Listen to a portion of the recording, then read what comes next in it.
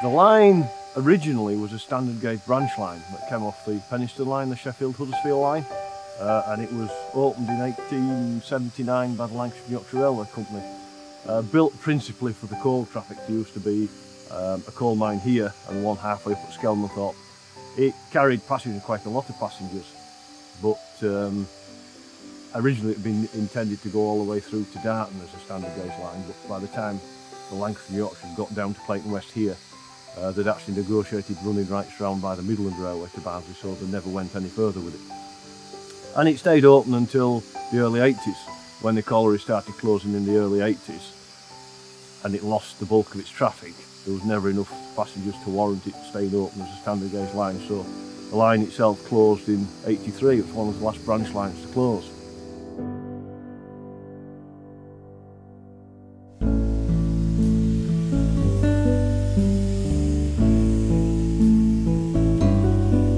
The railway was founded by a gentleman by the name of Brian Taylor, who died a couple of years ago, who we see the memorial for over there. And Brian Taylor, the chap who started the railway, called in because I was working at Huddersfield building a 54-foot steel yacht for a chap, and he called in and says, "I'm building a railway, do you want to come down and have a look?" So I came down and had a look. What would it be? 22 and a half years ago now. So I was here before we started running trains. I helped lay the first mile of track, and then we started running in October 91. Originally it was kind of a railway that went up a hill and to nowhere. It first opened between here and the first station up the line here at Cuckoo's Nest, and then was extended in stages from Cuckoo's Nest through to Skelmanthorpe, and eventually from Skelmanthorpe through to Shelley. We actually got to the top of the line at Shelley, which is just under 3.5 miles. In May 97 we got up there. Well, that's within 100 yards of the Penistone line, which is still open today. So we can't go any further. It's virtually up to the junction, the original junction of the standard gauge line there. Whichever type of railway you're looking at in this country, whether it be standard gauge or narrow gauge, there is always your enthusiasts which tend to come to this railway at like as gala days in September, when we have visiting locals from different parts of the country and other 15-inch gauge railways from length and breadth of the UK really. They've come from all over the place.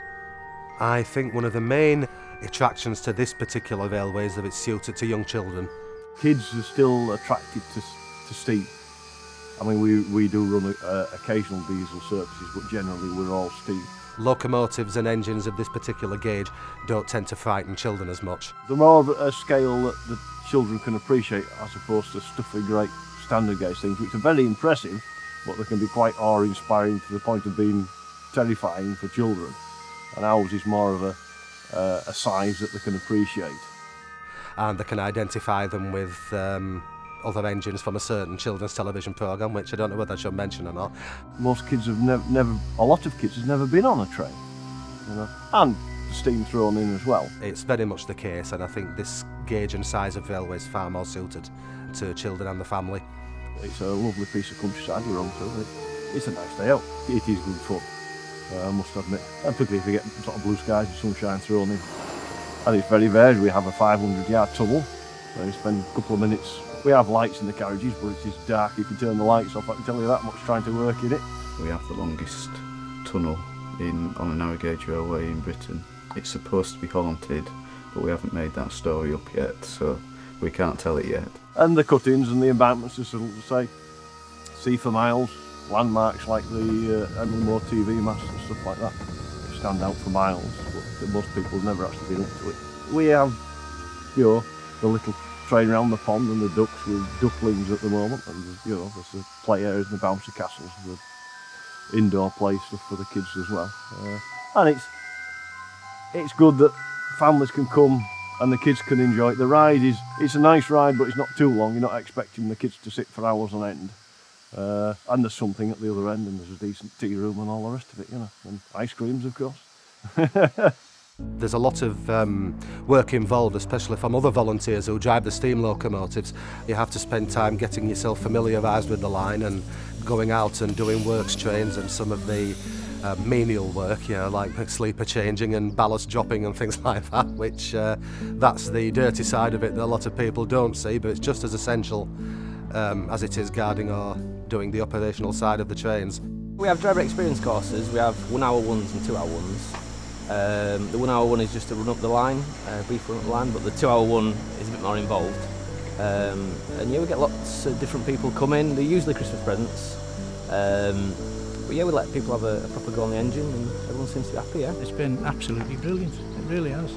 You know, they give you a good talk, first of all, about how to drive the engine, which is a bit hair-raising, watching dials and making sure the pressures are right. I started on a course, and it kind of opened my eyes to how good it was and how much fun it was, and I started coming back as a volunteer, yeah. So quite a lot of people do start off on a drive course and then become volunteers, so it's a good way of getting new people in as well, yeah. Done a bit of shunting, so yeah, it's been a very good day, brilliant weather.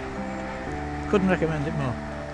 It's much better than driving a normal train because no one really says thanks, but with the kind of hands-on, one-on-one time you get with a driver experience person, they always thank you and shake your hand, so yeah, it's good. And you end up with a certificate. We sort of joke between myself and Ian that occasionally we get a paid day off where we're allowed to go and drive a steam engine and things like this. It beats being stuck behind a desk in an office. And I do, well, I am pretty much my own boss. You know, if it's a nice day, I'll play outside generally. If it's not a nice day, I'll play inside, sort of thing, you know. We don't just work as a team on this railway, but we tend to socialise outside the railway. We have meals out, social evenings, barbecue nights, all this sort of thing. And especially I find at Christmas when we operate the Santa specials, and we've all dressed in silly costumes and things like that. And on Halloween night too, where we set a scenario up in the woods and we've all dressed in fake blood, using fake blood and silly outfits and scaring people to death on the trains and things. It's absolutely hilarious. So yeah, it's a fun place to be. I don't mind getting up on a morning and coming to work, which is just as well because it's virtually every weekend and every bank holiday that I work, so there has to be some compensation, isn't there? I get to play trains for a living. On each special event, it's a pleasure to be at, but both from the build-up for the event itself and afterwards. I think one of the main things that I do like to see, especially on the Santa specials, again, it's for the kids' benefit really, and to see a train full of 100 knot kids at a time, absolutely excited. Probably my favourite time of the year.